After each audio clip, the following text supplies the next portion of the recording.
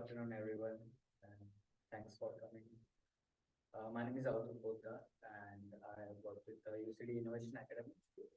Innovation Academy is independent unit within the UCD where we focus on experiential learning, sustainability, and design thinking. And we have a different undergrad modules, and we just got up for the master's course in design thinking for sustainability. And along with that, we are also building the space within the UCD where we will be focusing on having circular economy initiatives and plastic recycling center within the UCD, which will be used as an educational tool for the students and it will be accessible to the public also.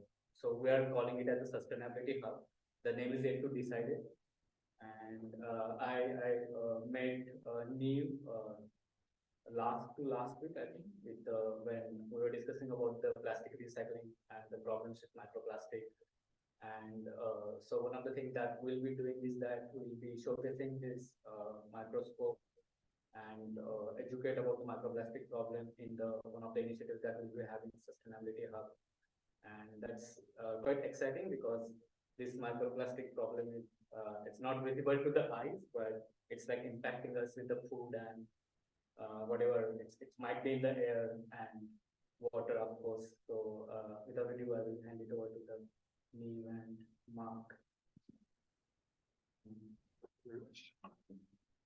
Hi everyone, my name is Mark, this is me, and yeah, so we're going to talk a little bit about microplastic pollution.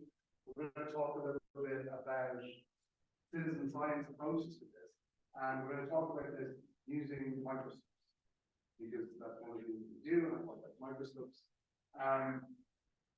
So we think that this is a global problem which needs some sort of globalizable and scalable solution, which is why we think that a citizen science approach is kind of ideal to kind of tackle it. That's what we're going to do. Right now, I'm just going to hand you over to Niamh, who's going to lead us into that, maybe from a slightly different perspective. Thank you. So actually, I'm not going to talk about microscopes to begin with. Instead, I'm going to start by talking about, can I change it? Let me see.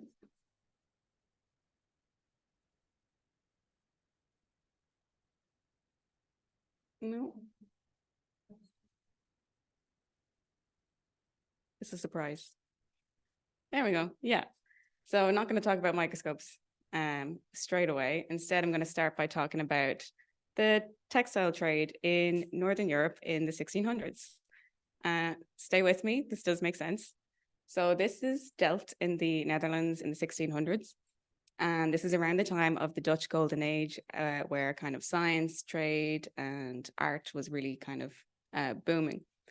And in particular, in this area, there was a really successful textile industry. So a lot of people that would have lived here would have been textile traders, including this guy. So this is Antony van Leeuwenhoek, and he was a textile trader. And one of the other kind of special things about this guy is he is also known as the father of microscopy, because he developed one of the first kind of simple microscopes out of a kind of glass bead. So these kind of textile traders, they would use these glass beads, they would roll them over their fabric, and the glass bead would magnify kind of the thread so they could inspect the fabric better. And what Antony found out is that the smaller the bead you have, the more magnification that you get. So he used this principle to make the first kind of simple microscope. But the thing about Antony is that he wasn't a scientist, he was a textile trader, but he was still able to apply his kind of experiences and his specialized knowledge to make this microscope. And he didn't make this microscope in spite of not being a scientist. He made it because he isn't a scientist. And a scientist couldn't have made this because you don't have that kind of specialist knowledge that he does. So this simple microscope was a real game changer for science. And since then, a lot of what we know about the world around us has come from microscopes. And they've really kind of, even to this day, they're at the forefront of modern discovery. But we can do so much more now. So here's kind of an example of modern microscopes. So we're not just using light anymore, we're using electrons. This is a big, scary looking machine at the top, is an electron microscope in Trinity College. So just showcasing some Irish microscopy here. And as you can see, it's come a long way from that simple microscope that van Leeuwenhoek had. And this little gray image at the top, that is an example of an image you can get with an electron microscope. It's of a little tiny worm. So you see the kind of detail that you can get with these microscopes and how advanced they've become. They've become incredibly specialized now. And we're still using light microscopes. They've just got kind of more advanced and fancy. So this little chicken embryo, the nervous system of the chicken embryo there is labeled. That image is actually 3D as well. So you see the kind of things that you can do with these microscopes. But one of my favorite examples of all the cool things you can do with microscopes these days is you can see the beating heart of a zebrafish larva. So what is a zebrafish larva? I don't know if you can even see that, but in this dish, there's a tiny little zebrafish sitting in there. It's only about a couple of millimeters across. It's that small. So you can imagine what's the size of, how small is the heart. But we can see this living, beating heart of a zebrafish. And to make it even cooler, this image is actually 3-dimensional as well. So you can kind of spin it around and see. So we can do some amazing things now. So this explosion and kind of specialization of microscopy has been great, and we can do amazing things, but there's a downside. And the downside is these are all, because they're so specialized, they can be quite expensive. And that means that there's less of them around. And also they're more difficult to use, these microscopes. So that means kind of fewer people can do it, or you need very kind of specific training to use these. And that's a problem. So it's a problem if you're in, a research lab in a developing country. It's a problem if you work outside of a formal research environment. So you can't have this big electron microscope sitting in your sitting room. So there's been a kind of a push to develop microscopes that are more accessible and more affordable. So we can kind of put microscopy back in the hands of everyone and not just a few people. So that's kind of led to the development of microscopes like this one. So this is the open flexure microscope. So the open flexure microscope, in my opinion, is probably one of the most important microscopes that's been made in the last 20 years. And one of the first things that you'll notice about it is that it doesn't look anything like a microscope. And that's because open flexure, what they've done is they've taken the idea of what you think a conventional microscope looks like and turned it on its head. So if you kind of get this out of your head that a microscope has to look a certain way, you strip it back to what is the basics of a microscope, you end up with the open flexure. So we have one here, actually. We have a couple to show you. This is what it looks like. It's kind of mostly 3D printed. So 3D printing is really cheap. So you can print this entire thing for under €17. If you just add a few kind of cheap, low-cost motors and low-cost LEDs that you can get in electronics kits for kids, you add a cheap objective lens, a cheap camera, this is a fully functioning microscope. I'll pop this in here. So it's a fully functioning microscope. And it's not a toy. It looks like a toy, but it's not. It's a serious scientific instrument.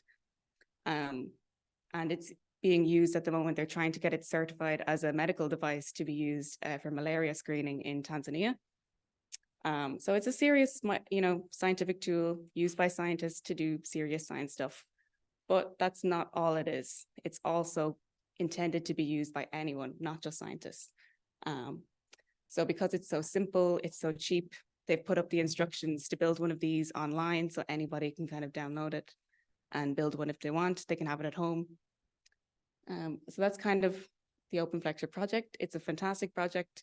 But the thing about the Open Flexure is it's not suitable for every scientific problem.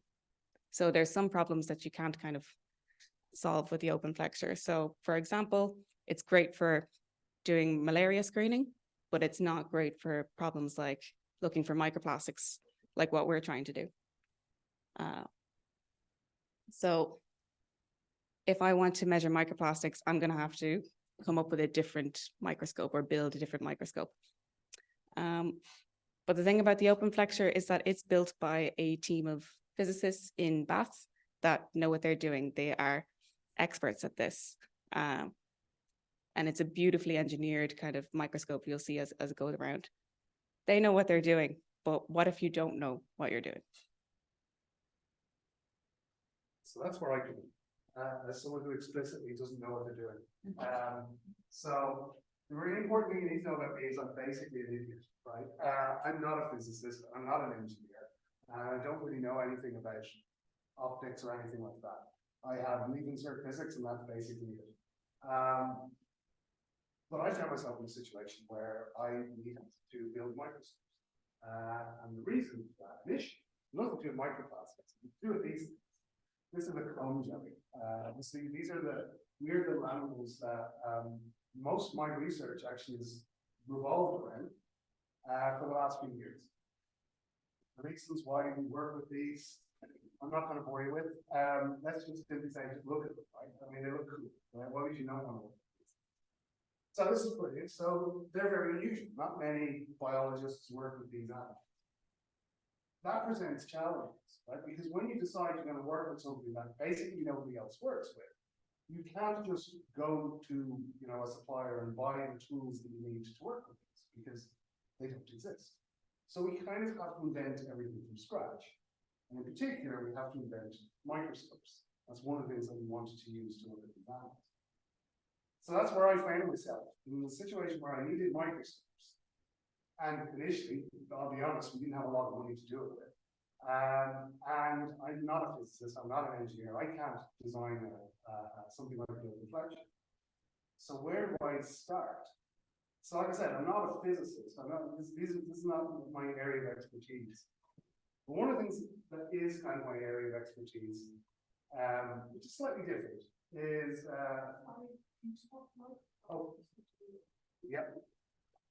one of the things that is my area of expertise, which is unrelated to this, is something I'm very nerdy about, is kind of the history of pop music.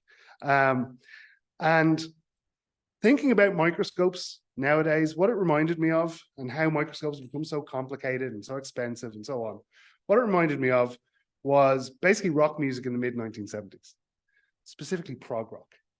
Let's just think about where we were, let's say prior to 1975. What did rock music look like? It had gotten really complicated, right? So suddenly guitars had sprung extra necks, right? Just to add an extra layer of complexity. This is when we first started to see synthesizers and things like that being used in music, right? But this is what those synthesizers looked like. You basically needed a degree in computer science in order to just turn the thing on, right? And I don't even know what was going on here, right? But the point is that this had gotten out of the hands of ordinary people, right? This music, I'm not going to make value judgments about it. It wasn't great, in my opinion. But anyway, the point is, it had gotten big. It had gotten complicated. You had these huge dramatic concept albums being made, these incredible stage shows. A kid sitting at home listening to albums in their bedroom can't aspire to that, right? So this had taken the production. They could consume music, but they couldn't produce music themselves because it had become so complicated. It had become so expensive, so technical, kind of like the way we are with microscopy. But then what happened? That was, let's say, up to 1975. We roll into 1976, 1977, and then we have punk music. This is the response. What was punk music, right? What basically was it? What is at the core of it? What's happening here? People basically discarded all of that complexity and just stripped it down to its bare components, the barest basic things that you needed to make a song. And this put the production of music back into people's hands. You didn't need to be talented. You didn't need expensive equipment, the cheapest guitars, the least amount of technical skill. All you needed to have was something to say, and you could make music. And this changed music forever. So I kind of thought, well, what if we can take this kind of punk philosophy and apply it to microscopy? And since I kind of thought about this, I've been kind of thinking, calling what we do punk microscopy. A, because it sort of fits with this, but B, because it kind of makes what I do sound much cooler than it really is. Right? Let's be honest, right? I'm not a cool guy, right? But that's my desperate attempt to try and make it sound a lot cooler. So what is punk microscopy? How do we do this? And the core idea is, if we don't have the tools, we're not experts, can we just take the barest bits and pieces that we have and make something that lets us see things that we can't normally see? I'll give you an example of what I mean by this. This is the sort of things that I showed you our jellies, and this is a couple of jellies in our lab doing a weird little kissy thing. And we can do this really dramatic way of visualizing them now. We can image them in slow motion. We can see the motion of the cilia all around them. It looks very cool. It looks very technical.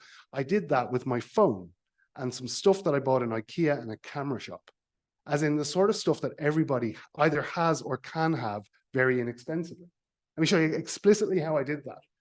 We take a little comb jelly, and you can probably just about see it there. It's sitting in a beaker, right? And it's really difficult to see. What we needed to do was come up with some way of making it visible. So how we did that, we pop it on a light that we bought in IKEA.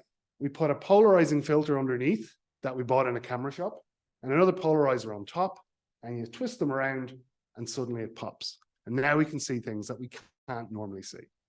Really, really simple things anybody can do. I'm not a physicist, right? But if I can do this, anybody can. So this is kind of at the heart of how I've come in my lab, what we've been trying to do in terms of building instruments and building tools to answer the questions that we have. And this has been a game changer for my research group, right? Because what this means is now we know that we can make things, and we can make things exactly as we need them. We can basically design instruments for any specific scientific question we might have. And we've been doing that for a few years now. And if you look at the sort of things that I make, some of the instruments that we have in our lab, they might look kind of complicated and sophisticated, and some of them do look very complicated and sophisticated. But at the heart of it, they're really, really simple, right? And actually, some of the things that we make are really simple. This is a microscope that I just made because I missed my bus one day and I had an hour to wait for the next one, and there was some junk on my desk. So I used some tape and some coffee stirrers to hold a microscope slide up.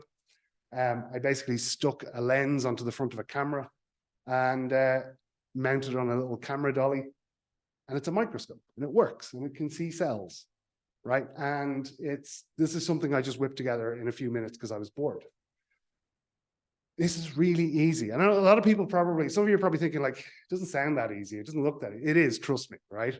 It is putting these pieces together. You get a lens, you get a camera, you bolt them together, you've got a microscope. That's all there is. It's that simple. And anybody can do it. And it is simple. And when I talk to people about it and try to convince them, like, look, you can do this, I said, it's just like building Lego, right? You're just bolting the pieces together. And the other thing that's actually quite like building Lego is building Lego. And Lego is a fantastic engineering material, right? It's brilliant. It's easy to use. Everyone kind of intuitively knows how it works. So one of the things that we did was we designed and 3D printed some Lego bricks that actually let us couple directly some optical components, had standard connections for lenses, standard connections for cameras, and we can take these and we can build microscopes almost entirely out of Lego. Which sounds like fun, but actually it's a really good way to learn optics. It is fun, right? It isn't just stupid though. It's kind of stupid, but it also is how we kind of, and you know, like just last week, I had a student started in my lab, right? She joined my lab. She had no experience in optics. She's no experience in using or never mind building microscopes. She actually weirdly didn't really have much experience in building stuff with Lego either. So I had to kind of go back to basics. This is how Lego works. And she started on Monday morning, and I gave her some brief introduction. This is how microscopes work. This is how you do this. This is how you build things with Lego. I gave her a box of stuff, and just after lunch, this is what she'd made, which is a microscope, which is perfectly functional. As you can see, this is the image you can see on the microscope. So when I say I can do it, if I can do it, anybody can. I genuinely mean that, right? And I could teach anybody to build a microscope with a box of Lego and some bits, because it's that easy. And that, I think, is that kind of punk idea, this kind of punk microscopy idea. And like I said, we've been doing that in my lab for a while. And the nice thing about making something so simple is that anybody can do it. And that doesn't just mean anybody in a research lab. It means anybody who just wants to see things that they haven't seen before. It's also useful for those problems where we need to make something new, like this problem we have of marine microplastic pollution. So this is a problem, the scale of which we don't actually know, because we don't actually have the tools to measure how much microplastic is in the ocean. So anybody who can tell you how much microplastic is in the ocean is either deluded or they're lying, because there are no ways to measure this right now. And that's a problem, because if we can't measure it, how do we know if we're making it better or worse? Or how do we know if any intervention we come up with is actually effective? So step one, we need to be able to measure it. And I think we can use a microscope for this. And maybe we can use lots of microscopes for this. And maybe we can take this kind of punk microscopy idea, strip a microscope back to its basics, make a microscope that even I can build, and put it out in people's hands, and actually see if we can make something that's suitable for the problem of microplastic pollution. And that's where Niamh comes in.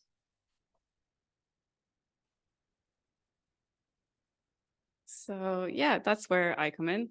And that's kind of my PhD project. I am kind of building a selection of different tools to measure microplastics, trying to make them as cheap as possible, as accessible as possible, so that as many people can build them and measure microplastics as possible. And as Mark said, I want to build a microscope. So if I want to build a microscope to look at microplastics, what are the things I'm going to need? Well, one kind of common way to measure microplastics is to just kind of fish them out of the sea and stain them with a fluorescent dye so that you can see them a little bit better. And this is an example of what that looks like. So this is a fluorescence image. It's a fluorescent piece of plastic. So if I want to see this, I'm going to need a fluorescence microscope to look at it. And next step is then to kind of count how many fluorescent particles are in my sample. So if I was to do that manually, it would take ages. I don't think it's moving yet. If I was to do that manually, it would take ages, and I don't really want to do that. So instead, it would be great if I could have a microscope that would just scan over my sample and tell me how much plastic is in it. It also just kind of helps you get through as many samples as possible. So I need two things then. I need a fluorescence microscope and I need a motion system. But the thing is, much like my supervisor, I also don't know what I'm doing, and I don't know how to build microscopes. So it's kind of like the blind leading the blind here, which I probably should have kind of checked before I signed up to this whole PhD thing. But so as I've learned throughout the PhD, like what's the most important rule when you are building a microscope when you don't know what you're doing? And that is, when in doubt, steal. So I've been doing a lot of stealing. So I'm going to steal my motion system off something. So I could build my own. It's actually much more difficult than you think. Linear motion, I've tried it. It's much more challenging than you think to make something run smooth. So I'm just going to steal it off something. And I was kind of sitting in our lab. We work a lot with 3D printers in our lab. And I was kind of looking around the lab at the 3D printer and thinking, that's perfect, because that's well-controlled, smooth, linear movement. And the best thing is it's already built, so I don't have to build it.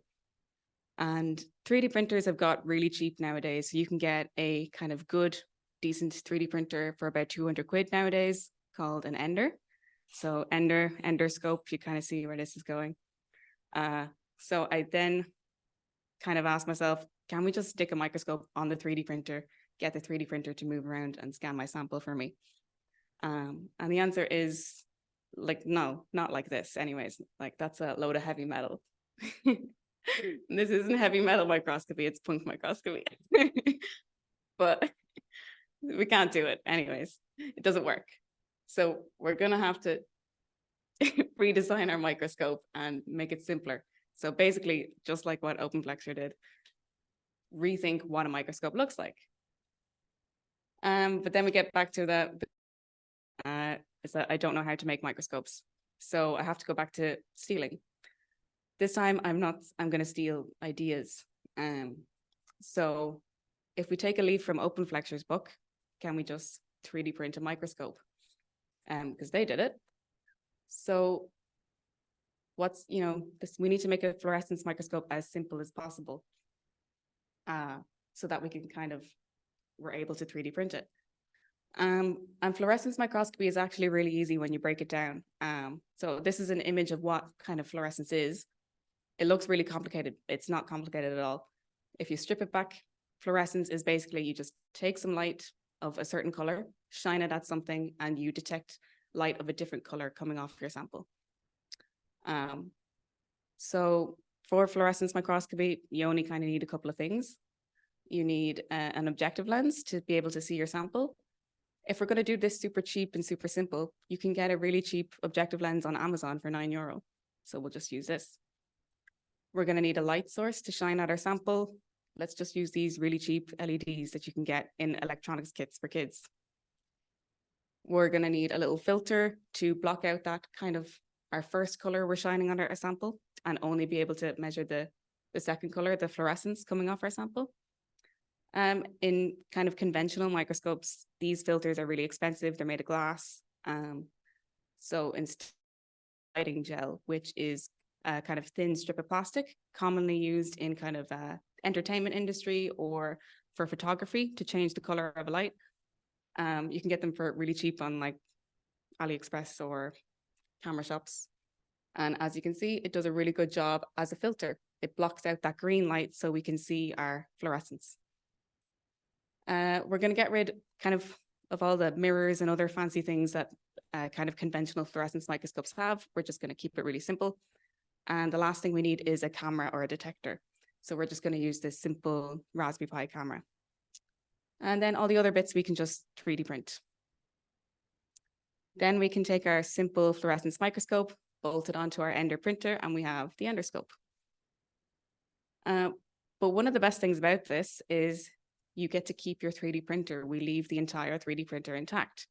So we've designed a quick change mechanism that allows you to swap back and forth between 3D printer and microscope.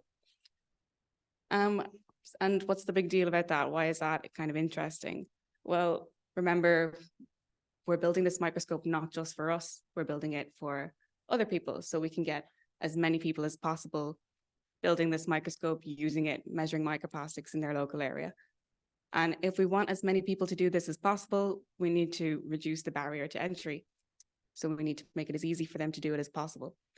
So if you have a 3D printer lying at home, which a lot of people actually do, that you can just print the parts that you need to make this microscope, and then you have a microscope with kind of virtually very little cost. If you don't have a 3D printer, it's still okay because you get two tools in one. You get a 3D printer and a microscope. And then kind of speaking of other ways, we've tried to make this as easy for people to kind of recreate as possible. And one of those ways is by making it open source. So we've stuck the design files and the assembly instructions on an online GitHub repository. So anybody can have access to this, download all the files, all the instructions, and build an EnderScope if they want.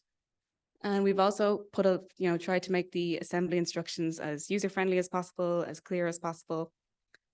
Again, just to kind of encourage people and give them kind of the confidence that they can build this. So in theory, there should be everything you need to build and reproduce the EnderScope and start using it.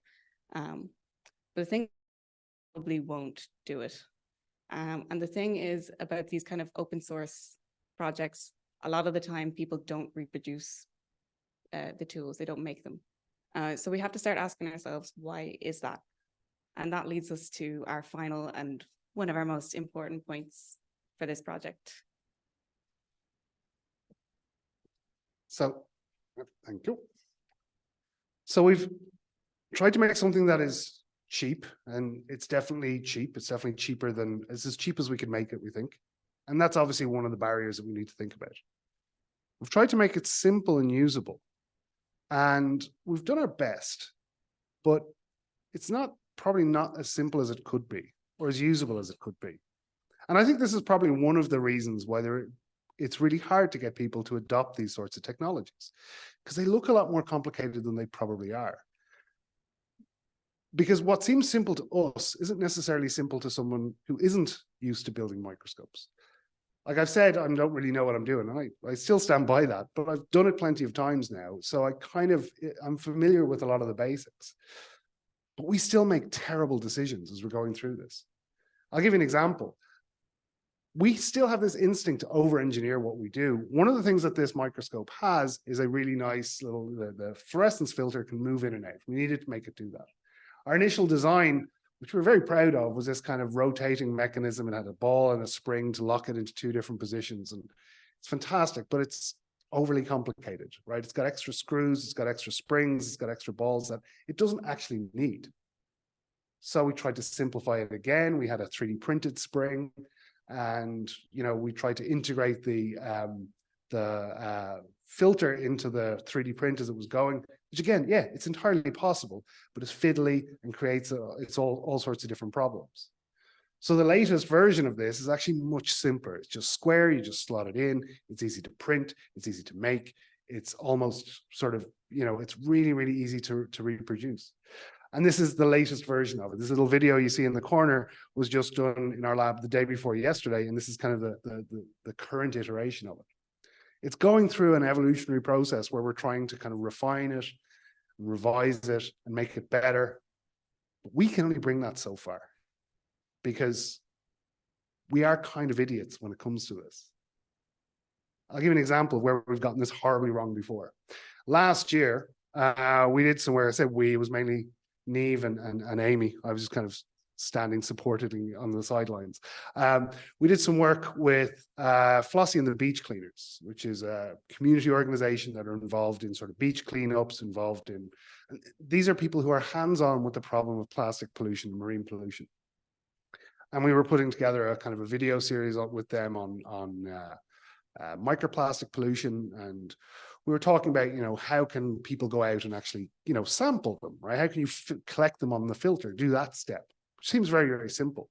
And we'd actually designed something that we were very proud of, right? And so this really nice 3D printed stack, and, got graded filters and all this sort of stuff. And yeah, we're very pleased with that.